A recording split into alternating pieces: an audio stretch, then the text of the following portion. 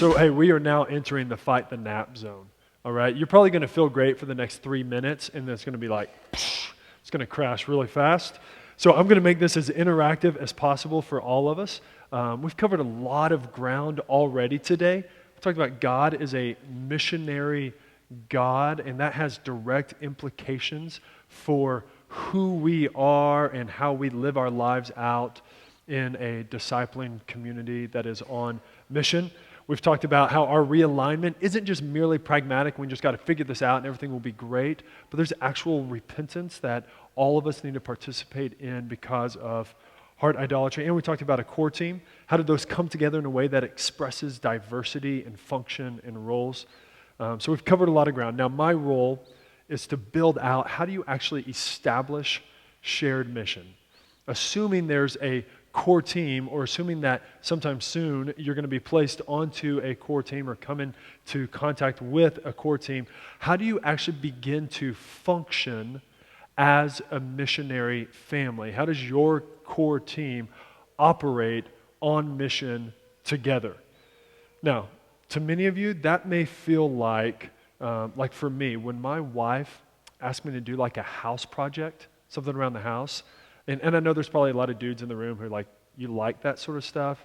I don't. I wasn't an amateur boxer growing up. But whenever like I have to do a house project, so like right now, my closet desperately needs a new door on it because it just falls off whenever I open it. But I look at that and I'm like, it would be good to put a new door on. It'd probably be safe and healthy for the family. It'd probably benefit all of us. It probably may even make things look nicer, make things go better. But I'm like, how? How do you put a new door on your closet? And honestly, I don't know. Like, do you go buy a new door? Do you use your current door and like rework the hinges or something? Do you measure the door or the door frame? Like, do you actually have to replace the whole door frame? Because that'd be like extra hard, in my opinion. Do you use the same hinges or new hinges? It all gets so confusing in my mind. So I'm like, I don't really want to do this. I'd rather just hire a contractor, pay him some outrageous amount to do some really easy work that would have cost me not much money at all, right? And so whenever your core team starts to think about, hey, let's establish shared mission, you might have a similar response. Yeah, that'd probably be good. They've built a great case about how that helps us to make disciples, healthy for the whole missionary family itself. But like, where do I even get started? It sounds risky. It sounds impossible, or at least just difficult enough that you don't know where to get started or if you even want to get started, right? So here's what I want to do just to kind of get us thinking in these lines. I want to do kind of an interactive exercise. And what I need is someone to shout out, and kind of loud because my hearing's bad. If you could shout out, I need 2 cities outside of the United States of America. So someone shout out your favorite city outside of the U.S. Something other than London. Huh? Paris, France. We got Paris. One other city. Berlin, Germany? Okay, let's just go with Paris, France, Berlin, Germany. Okay, here's what we're going to do. You're going to break into your small groups of 4 or 5, and here's the deal. Everybody over here, and this side over here, your little group of 4 or 5 people, 2 months from today, all right, you're planting a church in Paris, France, okay? 2 months from today, your little team's going to Paris and planting a church, okay? Everybody over here on this side, 2 months from today, you're planting a church in Berlin, Germany, all right? Now, what I want you to do is just get together in your little groups of 4 or 5, no more than 6, and I just want you to come up with 5 things that you know you need to do between now and 2 months from now, okay? Just 5 things. They don't have to be well thought out or structured, just 5 things. Put them together. Excellent. Hey, did everybody get at least 5? Yeah? The team that I was a part of, they got 64, 66, like they got a lot. It was great. Brilliant stuff. Just the ideas they were generating. I was like, wow, this is great. If I were to ever like be a part of a church planting team in Paris, I'd like want them to be a part of it. It was really good ideas. And so what you guys actually just did is just an exercise in taking a team of people And for a lot of you, like the people around you may not even be your core team, the people you know best, but just taking a team of people and beginning the early steps of establishing shared mission. Now, probably it was easier for you because you're thinking about a foreign context, a foreign land. So you were probably thinking, hey, we need to learn the language, right? We need to learn German or we need to learn French, something like that. But the thing is, I want to help you guys today to begin thinking just like you were thinking about Paris or Berlin. I want you to begin thinking that way about Omaha or Bellevue or Lincoln or Council Bluffs or whatever city you are from. And even more specifically, I want to help you to begin to think that same way, the way of a church planter, the way of a missionary, about your neighborhood. All right? Most of our missional communities, their shared mission is going to be neighborhood based. For some of you, it's going to be people group based. And so either way, I want to help you and train you in how do you think like a missionary in setting up a shared mission to that particular neighborhood, just like you thought about Berlin or Paris. So to help with this, in the field guide, you can go to page 25. And what we do in the field guide is we outline 3 big steps with a lot of kind of sub-steps mixed in with them. 3 big steps on establishing a shared mission. And I'm going to fly through the first 2 really fast and then land on the third one, camp out there for a while. All right, on page 25, you see that step 1 in establishing a shared mission is simply to identify your shared mission. The first thing that a core team of committed Christians, committed to one another, the first thing they need to do is simply identify their shared mission. We are going to make disciples of blank, okay? For all of us, the bulk, the gist of our shared mission is the same, to make disciples of Jesus Christ. Now we're going to be widely diverse where it comes to where are we going to make disciples, among whom are we going to make disciples. So for me and my missional community, we are on mission to make disciples among Hanscom Park neighborhood here in Omaha, Nebraska. So we identify that, we state it clearly, that's where we want to make disciples. We've got it identified, all right? Secondly, step number 2, investigate. This is where you go from having an idea or thinking this is where we want to make disciples to actually making sure that is the idea you're going to continue and to actually live out. You start to investigate, you start to explore. You probably even had some of these in the exercise you just did about Berlin or Paris. You're discovering more about the culture, about the people, about the place. You're doing the work of a missionary as a team together. You want to learn, how do these people live? How do they think? How do they relate to one another? How do they play? How do they celebrate? How do they mourn? What do they like to eat? What do they like to drink? For example, the folks over here planting a church in Paris are like, we probably need to learn how to drink wine, and we probably need to learn how to talk about drinking wine if we're going to plant a church in Paris. That's great. You're thinking, okay, how do they eat? How do they drink? How do they work or rest? All those sorts of things you're investigating, you're researching. We can't assume that we know the people in our neighborhood, even if we've lived there a long time. In your neighborhood and among your culture, there's a lot of different stories. And so we have to do the good, hard work of a missionary in hearing those stories, learning more about them, investigating, researching.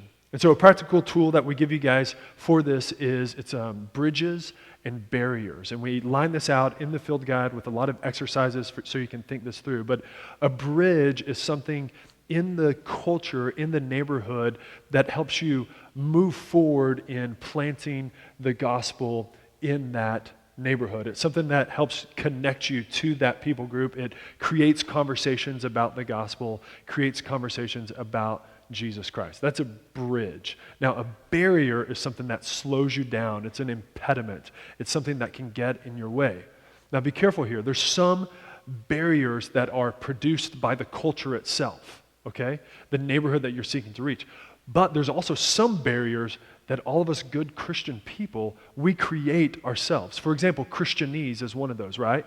We all speak language that each of us understand, and it sounds really great to each of us, but it's a Christianese language that they're not quite for sure how to interpret or understand, right? That's a barrier that we ourselves have created. So you want to go through and identify some of these bridges and barriers among that people group. Is that making sense? If you have questions as we go, again, write them down in your notes section. We're going to finish out with a Q&A session. You can fire as many as you want. So there's practical exercises in the field guide for that investigation. Now, step number 3, and this is where I want to camp out for a while. Incarnate. Turn to page 28.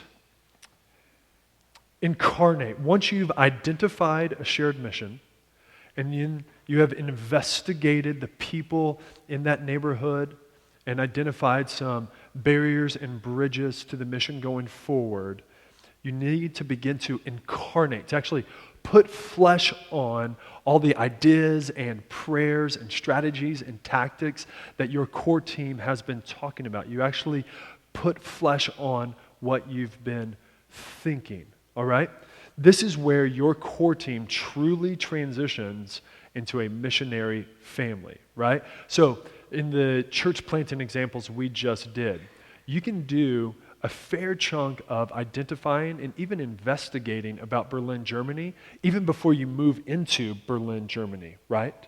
But you can't actually incarnate, to put flesh on those things, until you're on the ground in the midst of that people. You want to incarnate. And to talk about this, I want to put together a tool. It's a tool, it's a concept of spaces. And I think this tool, this concept of spaces, it's going to be new for all of our missional communities in Coram Deo. We actually borrowed the idea from Pastor Brad House.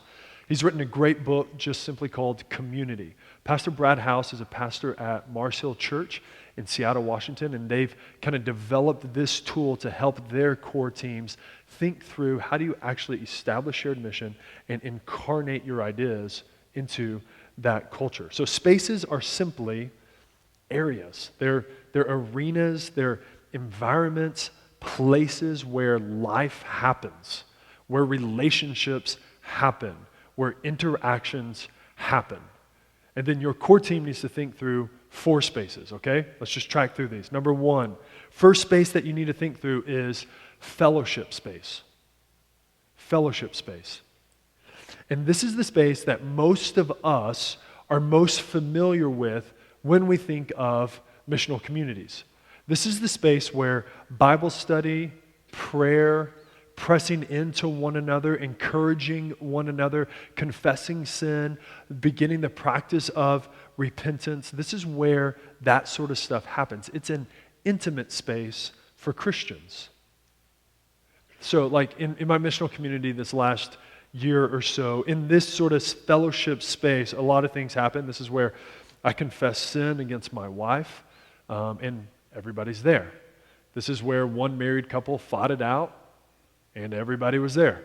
This is where one lady, she just confessed her bitterness against God and how she wanted to avoid God, and everybody was there, and we responded with provoking, piercing questions. This is where one guy told us that he hates our community, and everybody was there, and we got to work that through and talk that through and see what all was going on. This is where a lady in our missional community, she talked about her nephew. Her nephew had passed away just a couple days after he was born. And so we got to encourage her, to pray with her, cry with her, and help buy the airfare so she could go be with her sister and husband. This is where some others in our missional community, they talked about their neighbor dying, and they had to be there to help clean up the blood. This is where we opened the Bible, studied Scripture, shared the deep parts of our hearts with one another, called one another to repentance, confessed sin, encouraged one another when we were going through difficult times. It was, I think, maybe people in my MC would disagree, but I think it was incredibly refreshing. It was usually pretty powerful. It was a really awesome time for those of us who are Christians. And it was incredibly awkward for people who weren't Christians. Incredibly awkward. They're going, what just happened? So there was one guy in our MC, his name was Mike, a buddy. He has since moved out of the city, but Mike would come and he'd eat dinner with us. And I mean, he's just like kind of loud, jovial, fun, all that sort of stuff. Everybody loved Mike. And then we'd get into this fellowship space and it'd be like, zip.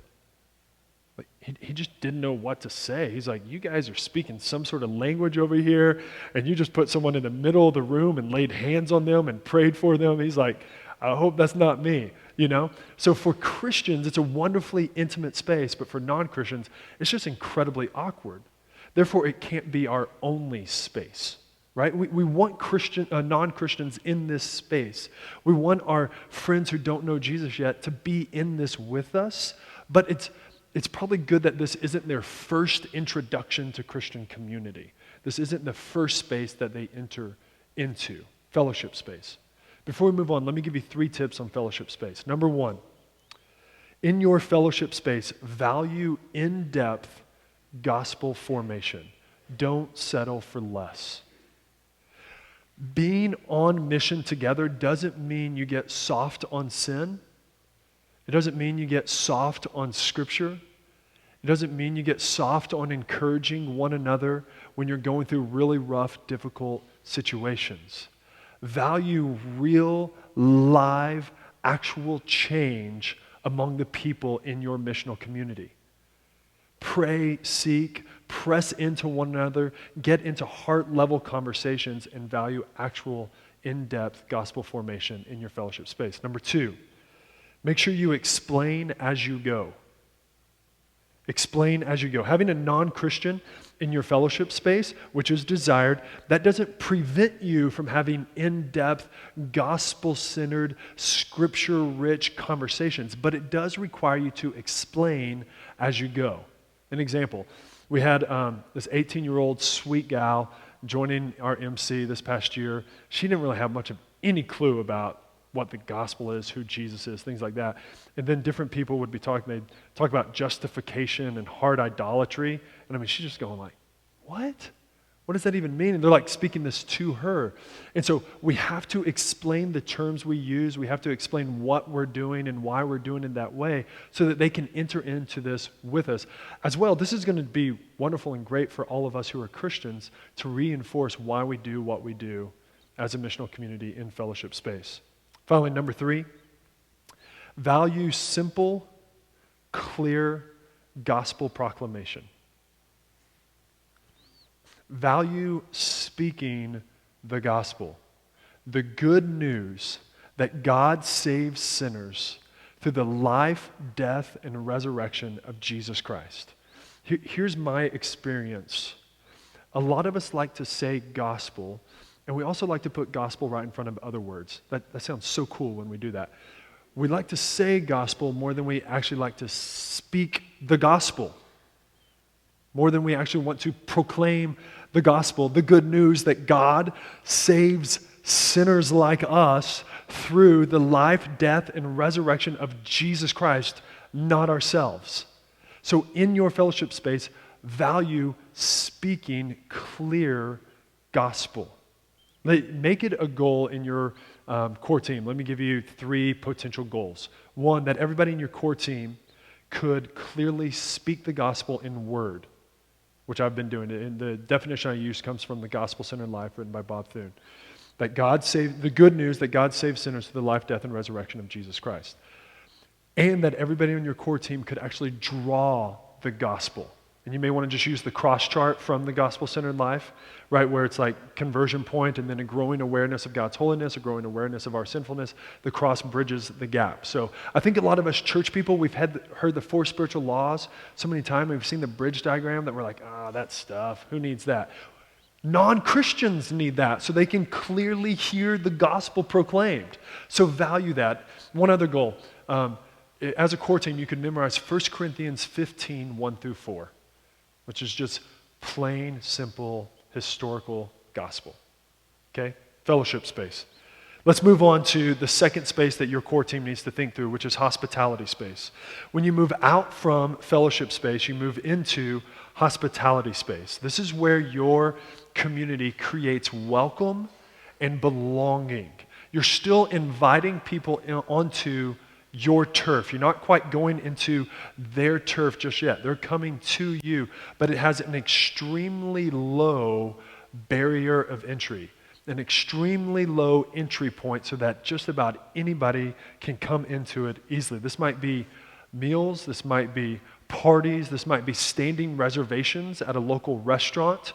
This could be pick-up football games in the local park. This could be poker nights. This could be knitting club, book club, the craft night that you saw in the Rising View MC, things like that. Hospitality spaces where you can just easily say, hey, come join us. Some of us are going to be hanging out. We'd love for you to spend some time with us. So maybe as you investigated bridges in your neighborhood, you were reminded about like a great restaurant in your neighborhood. Like in mine, we have Dinkers, which the World Herald said tied for best burger in our city, okay? So you may go, hey man, that's a great restaurant. We're going to have standing reservations there every other Saturday night. And so we're going to be there, a good chunk of us, maybe not all of us, and we're just going to keep inviting our friends into that. And there may be 6 of us, there may be 2 of us, there may be 20 of us. We just want to have an easy space to invite people into. Or maybe you found out that a lot of the guys in your neighborhood like Husker football. And so you find the guy with the nicest TV, the biggest flat screen, the best sound system, the best man dungeon. And you say, hey, we're going to throw parties at this guy's house every Saturday that a game's going to be aired, and we're just going to invite the guys from the neighborhood, right? Or like you got some ladies in your core team really like jewelry and crafts. Some ladies in your culture or neighborhood really like jewelry and crafts. So you say, hey, let's do a craft night every other week, something like that. You're just creating hospitality, places of welcome and belonging for people to come into. 3 tips on this hospitality space. Number 1, make sure it is regular. You want to regularly, consistently, often be inviting people into this, so you need it to happen regular enough so that you can say, hey, on Wednesday night, we're doing this, you want to come? Not say, hey, next year in April, we're doing this, hope you can remember that, okay? You want to do it to where it's regular, you can easily invite people into it. Number 2, make sure it is accessible. Again, extremely low barrier of entry. Anybody can walk into this and feel at home, feel at ease. Number 3, make sure you learn stories during this time.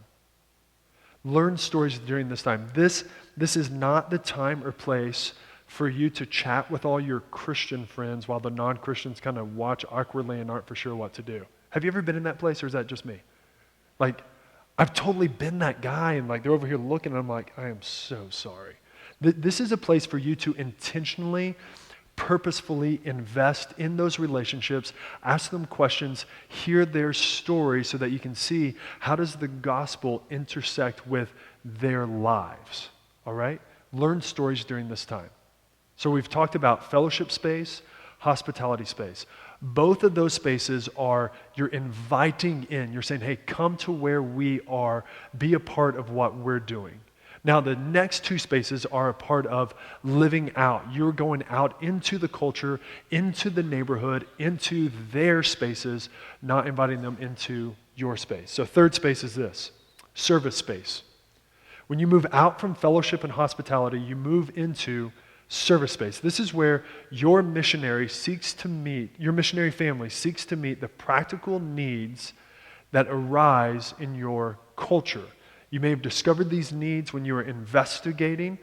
You've discovered a simple, practical, tangible way to simply serve somebody or partner with an organization in your neighborhood or something like that, and you want to serve. So maybe as you investigated your neighborhood, you discovered that there's a lot of people who think it would be cool to have a community garden, but they don't think it's so cool that they're going to put like their time and energy to like get it started and really like sustain it. So your missional community says, hey, we can do that for our neighborhood because we got a good core team, and we're going to get this started. We're going to sustain this, make sure it keeps going as a way of serving our neighborhood. Or maybe your neighborhood association has something like 1 month there's a cleanup day. The next month there's like a fall festival, and then the next month, some sort of Thanksgiving or Christmas party.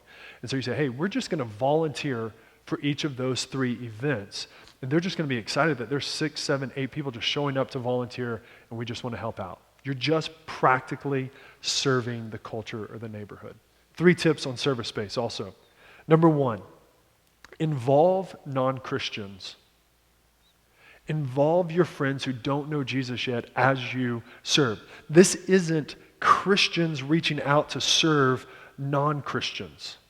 This is people serving people, okay? The goal of this whole thing is to make disciples, and you make disciples as you go. So invite non-Christians to come and serve with you, and as you're serving, whatever that might be, talk about Jesus. Talk about what God has done in your life. So invite non-Christians to come and serve with you. Number 2, don't confuse service with shared mission. Your service space is important, and it is an aspect of your shared mission, but it is not your shared mission. So don't confuse the two. Let service simply be part of the disciple-making process for your missional community.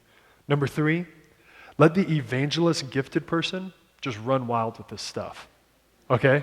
Just let them go. And listen, this is going to be scary for shepherds and teachers, but give the evangelist person permission to commit your core team to stuff without even asking you. Okay? Because the evangelist type person, they're going to just know, hey, we can go do this for the local school, or hey, this family really needs this, and they just have these ideas. They're just wired that way, and they may come back and say, hey, next Thursday night, we're going to serve here. Then just jump on that and go with that. Let them run wild. They will love it, and they'll help everybody else get involved with it. Cool? Okay, number 4, participation space. So we've talked about fellowship, hospitality, and service, now participation space. This is simply where your missionary family engages in and hangs out in the spaces and places and events and rhythms that already exist in your neighborhood. Like in our neighborhood, our local Catholic parish, Our Lady of Lourdes, which is really well respected, highly thought of in our neighborhood, they throw a big fall festival every September. It's coming up on September 23rd. And so there's hundreds of people there, and they do all the work, they do all the planning, all the organizing, bringing everybody together. And so we just want to go participate, just to be there, hang out, interact with people, learn their stories, things like that. Maybe your people group hosts a concert in the park series, and you show up to that. Maybe the ladies in your neighborhood have a girls' night out once a month, and so the ladies in your core team just go hang out and do whatever girls do. That's been in 2 videos, do whatever girls do. And all of us guys have no idea what that is, but you girls apparently do, right? So go do whatever girls do.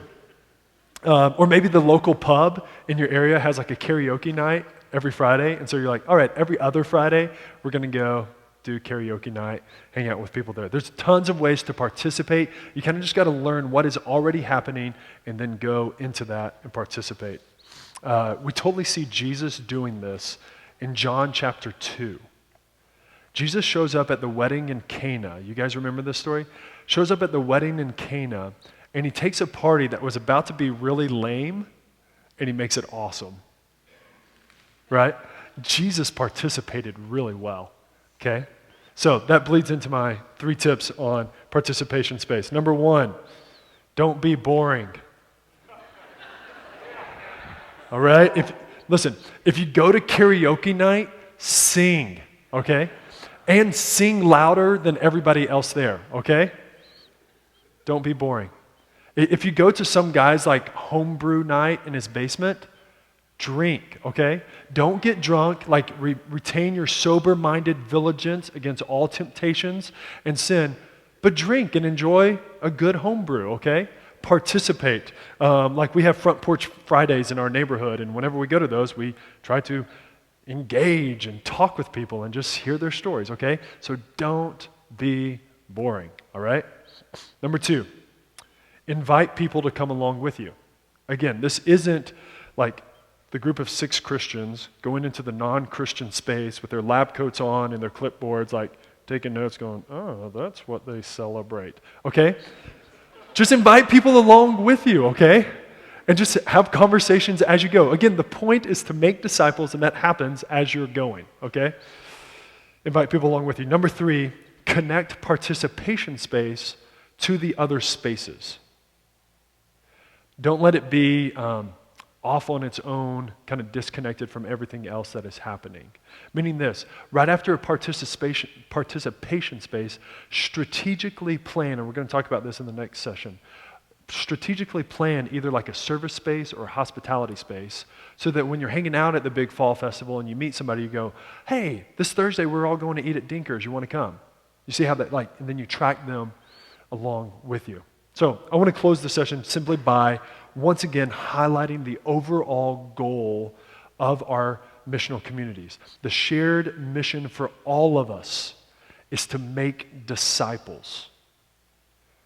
Okay, our goal, our shared missions aren't just to have Bible studies. It's not just to host people for yummy food, even though I love yummy food. It's not just to bless people who are in poverty or serve our neighborhood in some way.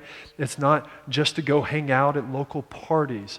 The goal is to make disciples. We want to see people who currently do not know Jesus Christ. We want to see them meet Jesus and be saved by Jesus and delight in Jesus and obey everything that Jesus commanded. That's our goal. That's our desire, okay?